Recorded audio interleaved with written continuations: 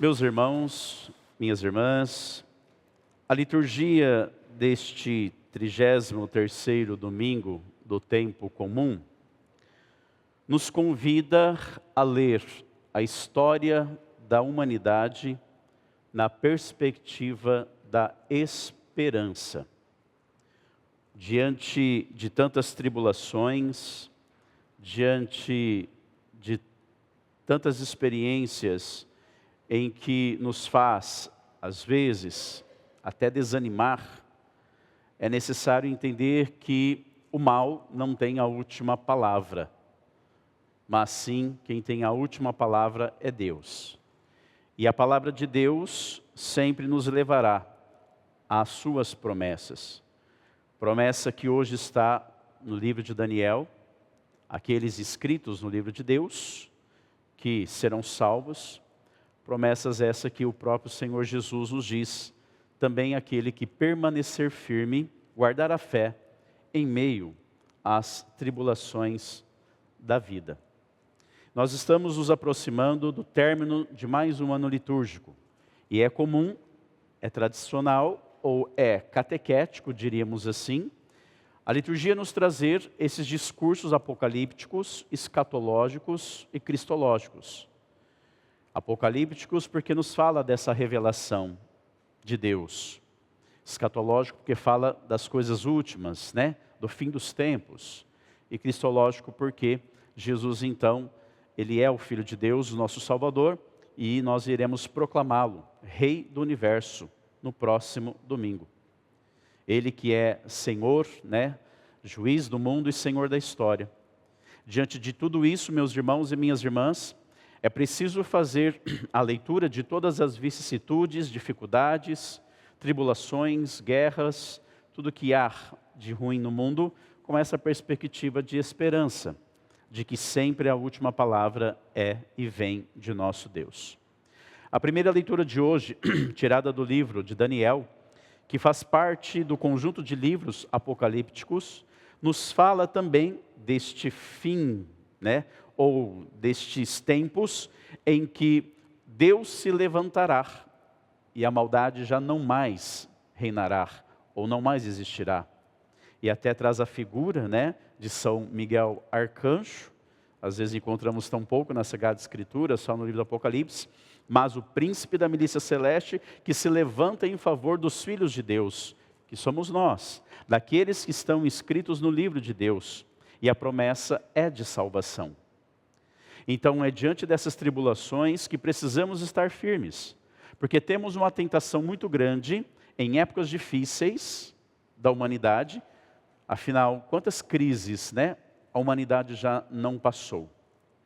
Se a gente lembrar aí um pouco de história, foram centenas de milhões de pessoas mortas, como a gripe espanhola, que matou quase 100 milhões de pessoas, enfim. Tivemos também a peste bubônica, que matou milhões de pessoas, isso pelo mundo todo. E também tantos outros vírus, e mais recentemente a pandemia, que nos assolou.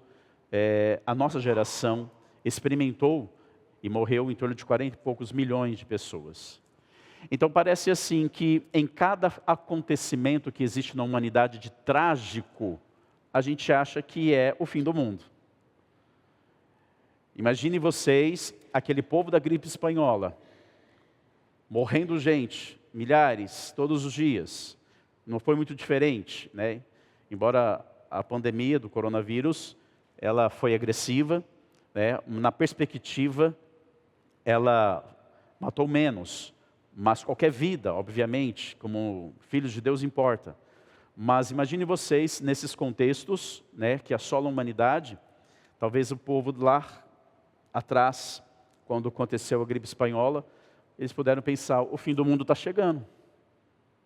Quem de nós não pensou no início da pandemia, quando se deu conta do que estava acontecendo, disse, é o fim dos tempos.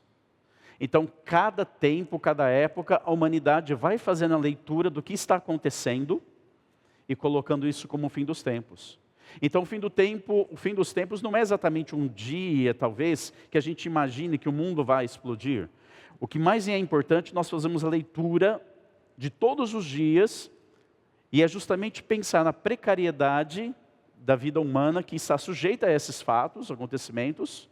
É na brevidade da nossa própria vida, seja ela de qual forma for, que eu tenho que pensar justamente na ação de Deus em minha vida e como eu correspondo a esse chamado. Por isso que Jesus hoje, ao falar da volta do Filho do Homem, fala da parousia, fala do final dos tempos, que é a segunda vinda, né, de nosso Senhor. Então, mais do que nós queremos saber quando Jesus irá voltar, o que nós mais precisamos discernir na nossa vida hoje, tudo que está acontecendo no mundo, ao nosso redor, tanto na vida particular quanto no mundo, é nós pensarmos que não se trata de quando Jesus vai voltar. Se trata de pensar como eu vou encontrá-lo, como ele me encontrará quando ele vier. Como que Jesus vai me encontrar? Não me importa se na minha morte, porque o encontro com o Senhor vai acontecer, se hoje ou amanhã você e eu partirmos desse mundo, ou no dia que só o Pai sabe, que é a conclusão da história, que nós não sabemos e só o Pai, nem Jesus sabe. Então, de um modo ou de outro, haverá esse encontro. Haverá esse acerto de contas, que não é para nos causar medo. O cristão tem que ter uma certa alegria nisso, porque a conclusão da nossa vida ou da história da humanidade é essa promessa de eternidade para nós. Não é para nos causar medo, mas antes, irmãos, nos ajudar a discernir sobre a nossa vida, sobre o que acontece no mundo.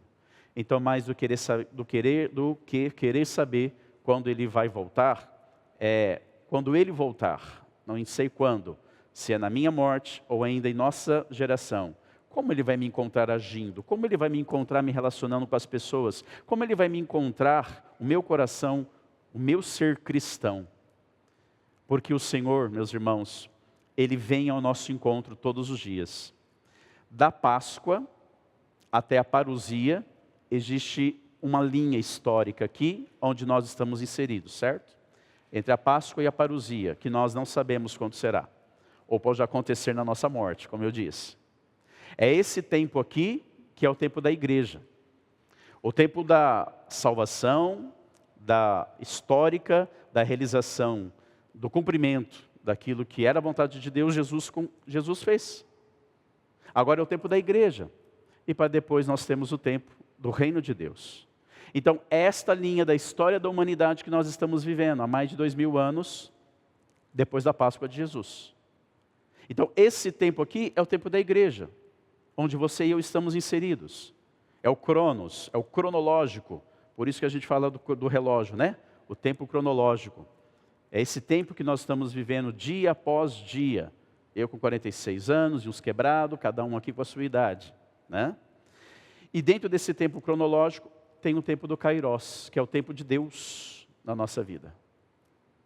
Então, o que é importante? É nesse tempo que você e eu estamos vivendo, existindo agora, ouvindo essa palavra, acolhendo ela, discernindo em tudo que está acontecendo na minha vida e na sua. Cada um tem uma história aqui. Talvez tem pessoas aqui que estão vivendo grandes fardos, grandes dificuldades. Ou pessoas que estão sendo tentadas até abandonar os valores, porque a gente olha para o contexto de mundo e fala, meu Deus, a gente tem a tentação às vezes de querer abandonar os valores, porque estamos, parece que na contramão. É nesse tempo que também é o Kairos de Deus, na história do Cronos, da humanidade, que você e eu tem que aproveitar dessa graça. Então não se trata de quando Jesus vai voltar. Se trata, meus irmãos e minhas irmãs, de nós encontrá-lo nesse momento em que Ele está vindo a nós todos os dias, que está agora nos dizendo da sua palavra, que está agora apontando na minha consciência e na sua, o pecado, os erros que nós devemos abandonar. O que importa é agora, porque às vezes a gente fica preso ao passado. Antigamente que as coisas eram boas. Antigamente que tudo era melhor. A gente tem uma tendência muito grande, ainda mais se vivemos um pouquinho mais. Ou a gente fica preso ao futuro. Ah, o que vai ser da humanidade, o que vai acontecer com a minha vida, que futuro incerto, isso nos causa pânico, medo de pensar o que vai ser amanhã, sendo que hoje a gente está vendo o que está acontecendo na humanidade. E a gente esquece de viver o presente. Do passado você faz a leitura para corrigir os erros e buscar o caminho de Deus. O futuro, como dizemos popularmente, a Deus pertence, não pertence a nós. Está nas mãos dele. E se está nas mãos dele, está melhor do que nas nossas mãos, né, gente? Com certeza. O que nos importa é esse presente. O Senhor que está vindo agora falar comigo e com você. É esse o momento e nada mais. É esse momento presente que você pode ressignificar o seu passado, para o seu próprio bem, obviamente. E é esse presente que você pode orientar o seu futuro. E aqueles que estão escritos no livro são aqueles que não abandonam a fé diante das tribulações. Aqueles que ensinam o caminho correto aos outros também participarão dessa salvação. Por isso eu falava da grande tentação de abandonarmos, às vezes, o caminho, os valores, sobretudo os valores, da Igreja de Cristo, da Igreja Católica, da nossa catequese, em detrimento de um mundo indiferente, insensível, e que parece que é isto ou que é aquilo, não. Por isso, meus irmãos e irmãs, a volta do Filho do Homem não é para nos causar medo, mas antes para orientar a nossa vida agora. Ouvir o que Ele tem a nos dizer hoje, nesse exato momento. É dessa forma que a nossa vida vai ser conduzida por Deus, e mesmo diante de tantas crises humanitárias, de tribulações, de tantos contextos adversos, a gente sabe que a última palavra é de Deus. E que a história está nas mãos dEle, e que Ele vai conduzir sempre para o bem.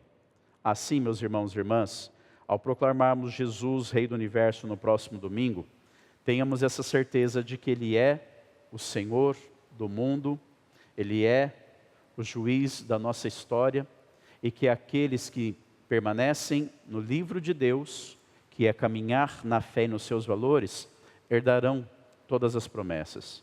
Por isso, possamos discernir hoje. Hoje, o Senhor está vindo ao meu encontro por essa palavra. O que Ele tem a me dizer? E renovemos nossa fé e a nossa esperança em Deus. Rogai por nós, Santa Mãe de Deus, para que sejamos dignos das promessas de Cristo. Amém.